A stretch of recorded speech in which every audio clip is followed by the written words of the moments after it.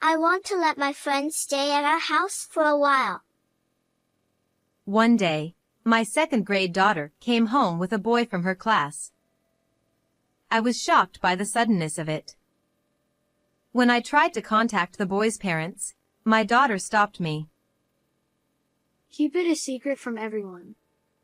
When I asked for the reason, the boy started to cry. My name is Sally Jones. The time in my 20s flew by quickly, and before I knew it, I was in my 30s. I think it's because I had various life events in my 20s, like starting a job, marrying someone I loved, and getting pregnant. I wasn't very good at talking to men, so I thought I could never get married, but my current husband is the only man besides my father with whom I can open my heart. After getting married, when I consulted with my husband about continuing to work, he told me I could do as I pleased, so I am still working. I've heard that in recent years, many companies have rapidly incorporated remote work, and I have also transitioned to working remotely. With no commute time, I can use that time effectively, so working remotely isn't bad. Especially, I am working while raising my precious only daughter, Riley, who is now in 2nd grade. When I was going to the office, there was no time to have breakfast slowly with my daughter. However, since switching to remote work, I can sit at the table with my daughter, listen to her talk, and check her belongings. My husband is often away on a single assignment. Sometimes I feel lonely. However, when my husband comes home occasionally, he brings souvenirs and stuffed animals that my daughter likes. Are you not overdoing it? If you have any problems, just let me know anytime. He is a kind husband who even thinks of me. There are times when I really want to say that I feel lonely, but when I feel his kindness, I feel motivated to do my best for my daughter. I'm really glad to have married such a husband. And I am very happy to have met our precious daughter. One day, Riley brought a friend from her class, Wilson, to our house. I assumed she brought him to play at home and said, "I'll get some snacks ready, so make yourself comfortable," and started to head to the kitchen. Riley stopped me. Mom, wait. I looked at Riley and the boy and asked with a smile, "What's the matter?" But Riley and Wilson looked serious. I wondered what was wrong. After a brief silence, Riley spoke up. I want Wilson to stay at our house for a while. Oh, and keep it a secret from Wilson's mom. Eh? What's going on? It was so sudden that I couldn't understand Riley's words on the first try. I could understand if she just wanted Wilson to stay over. However, why does it need to be kept a secret from Wilson's family? Why does it have to be a secret from Wilson's family? I asked Riley and Wilson, but they said nothing. If Wilson was suddenly brought to our house, Wilson's parents might not feel good about it. Also, keeping Wilson's visit a secret doesn't seem right. It's too sudden, so maybe it's better to contact them first, I suggested to Wilson, but he kept his head down.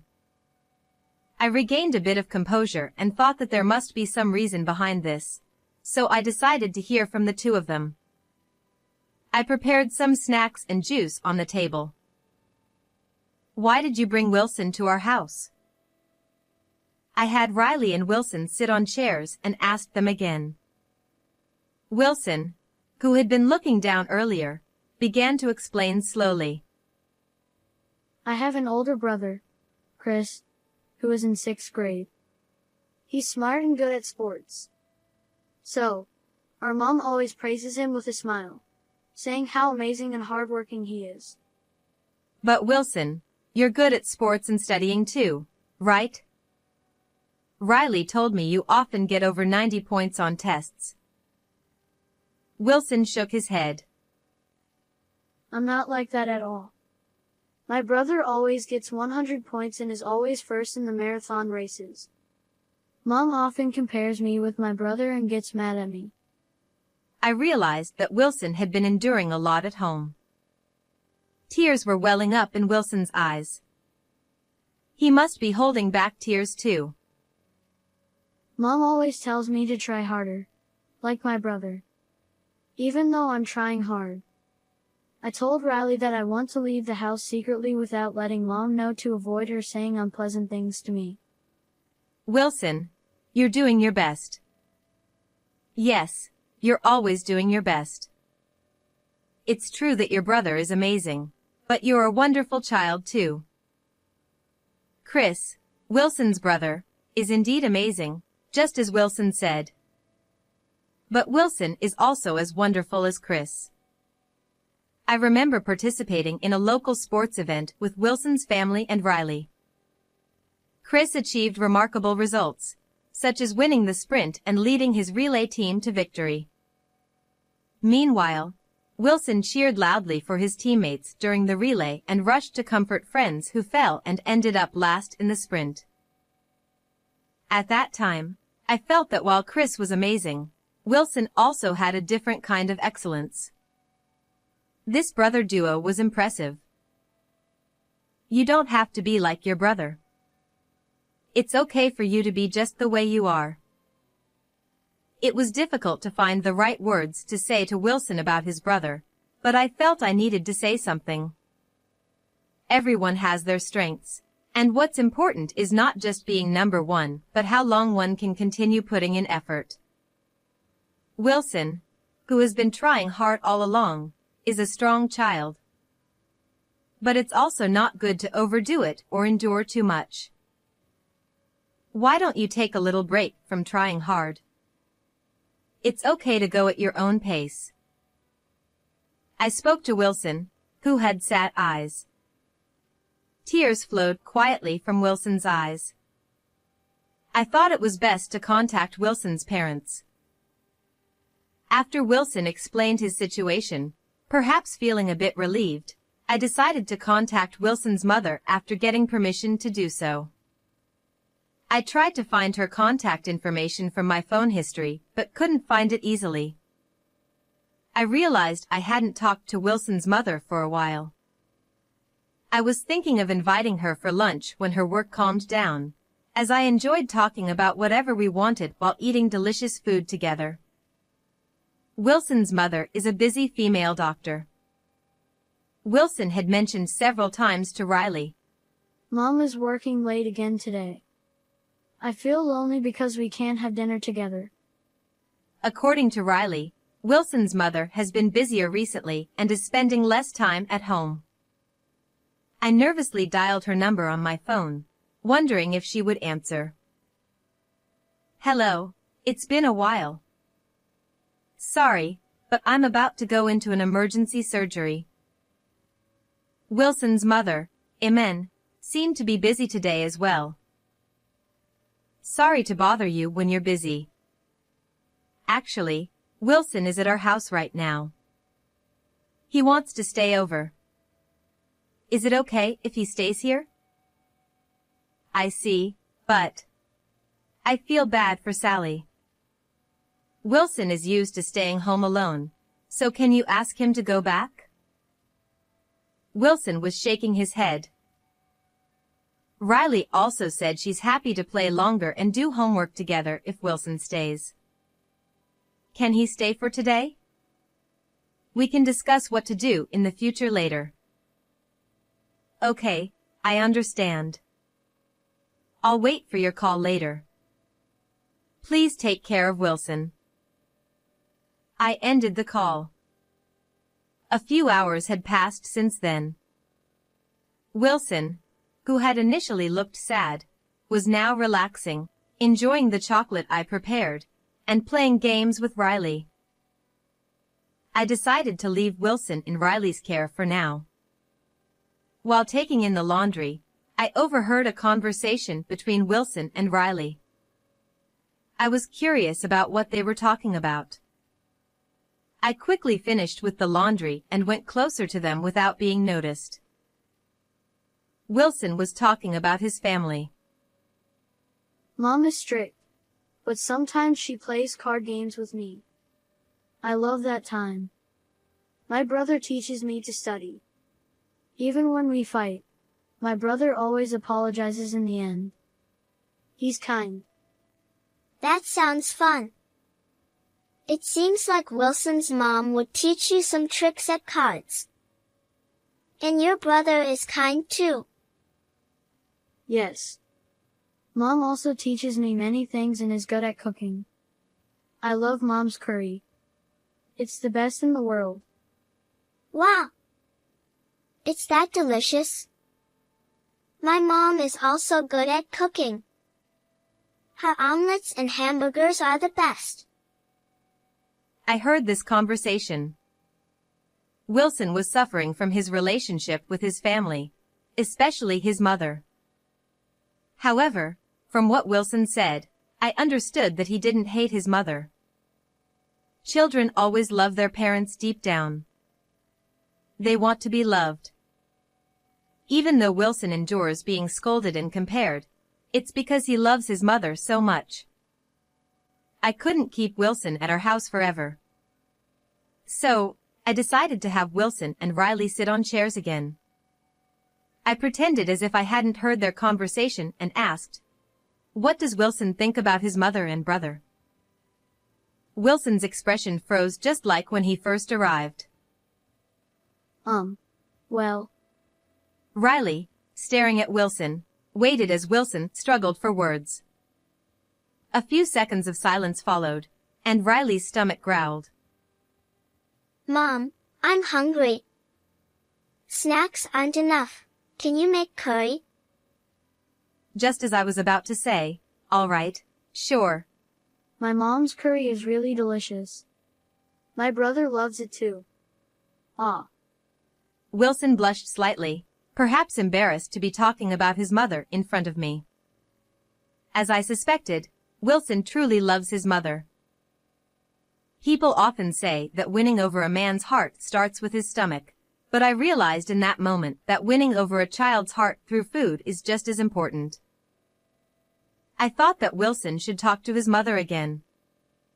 He should express his feelings to her and tell her how much he loves her. Of course, he should tell his brother too. Wilson might feel embarrassed, but I strongly believed it was necessary. The sky outside had already turned dark. "Wilson, why don't you stay over tonight and go back home tomorrow? Try talking to your mom again, okay?" Wilson slowly nodded in agreement. The next day was a school holiday, so Wilson stayed at our house until around noon. In the evening, Riley and I took Wilson back home.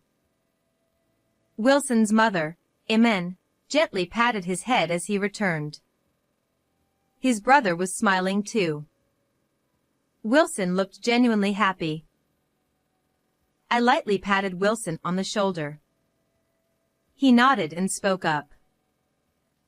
Mom and Chris, I have something I want to talk to you about. Oh.